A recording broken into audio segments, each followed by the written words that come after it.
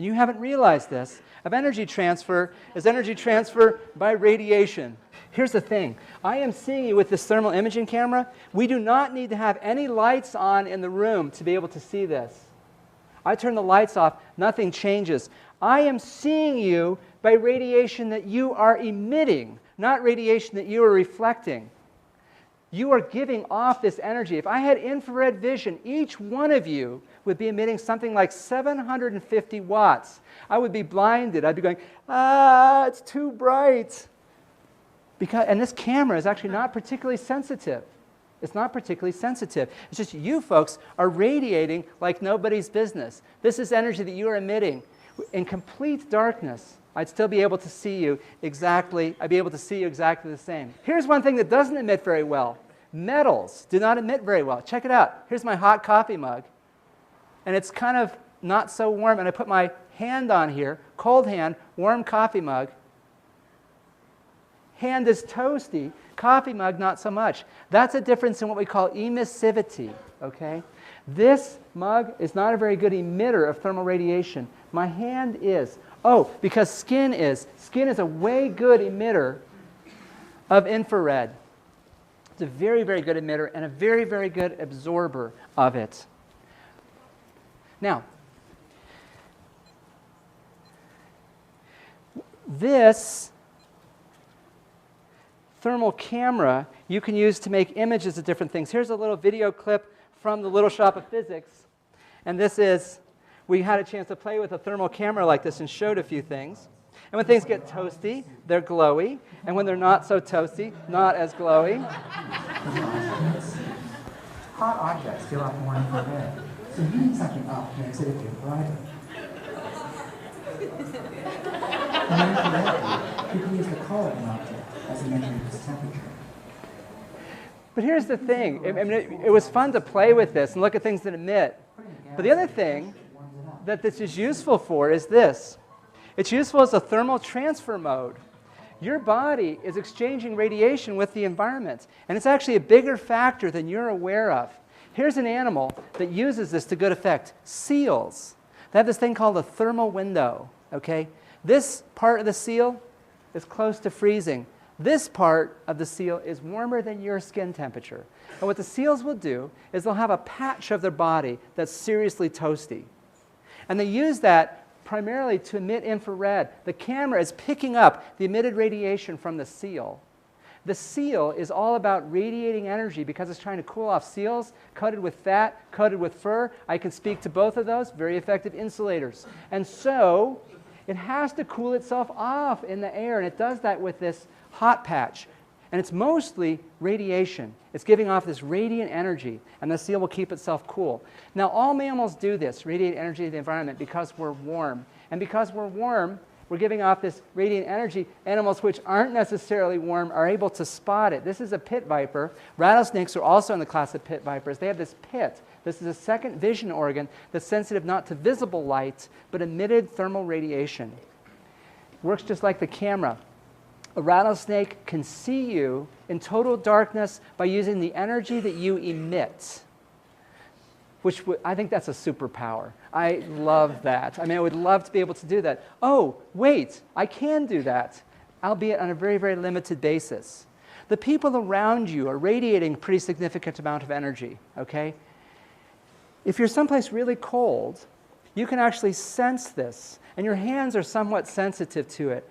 You can be someplace cold and you can see there's some energy coming from around you. I can spot my warm beverage by sensing its emitted radiation.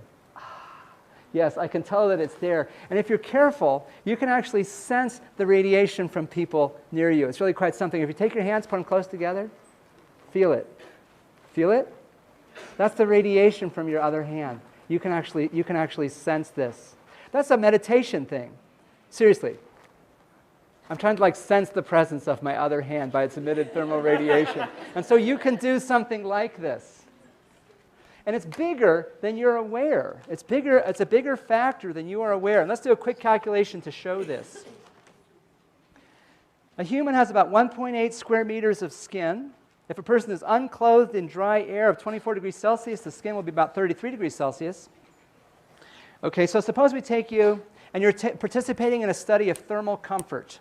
And there's been really interesting studies, and it's like, what does it take to keep you feeling warm and comfy? What's the most important factors?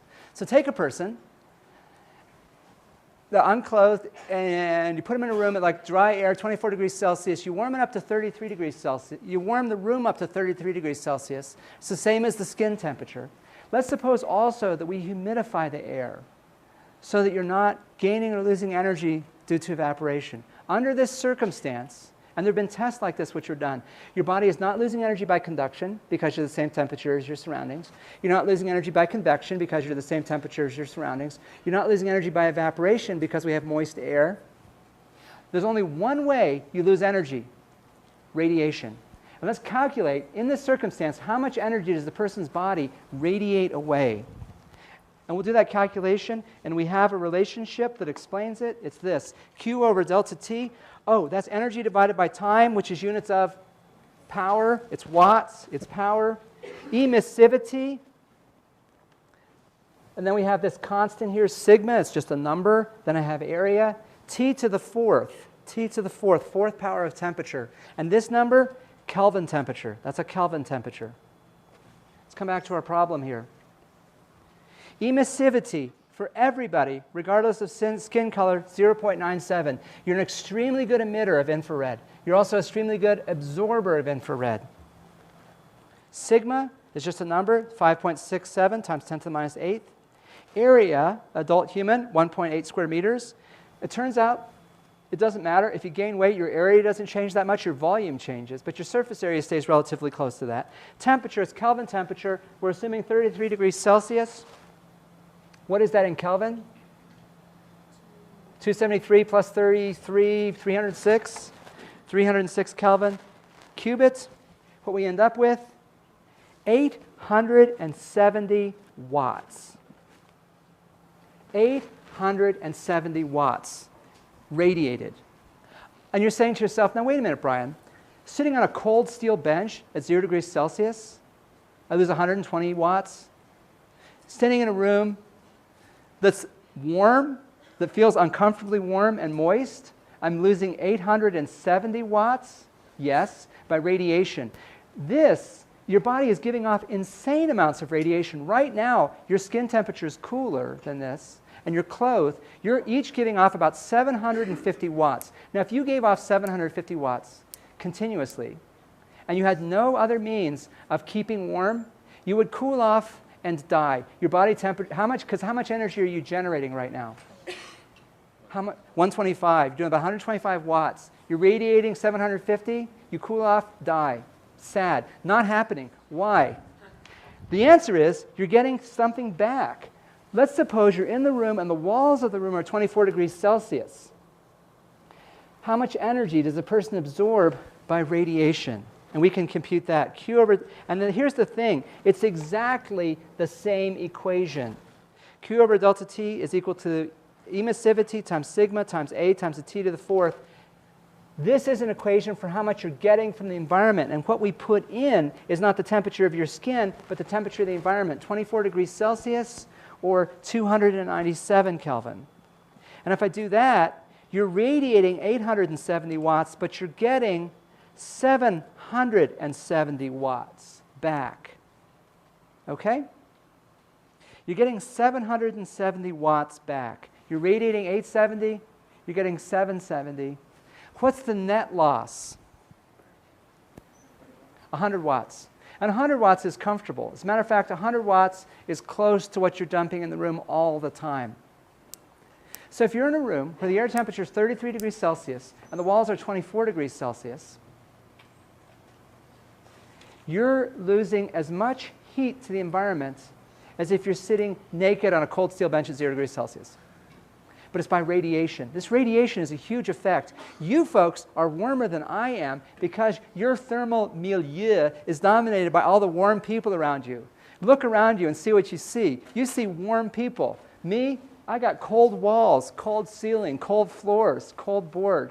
And so it's chillier for me because I'm not getting as much radiation back from the environment than you folks are. And it's a dramatic, dramatic effect.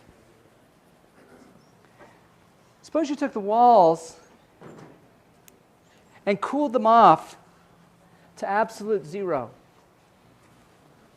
how much would the radiation be?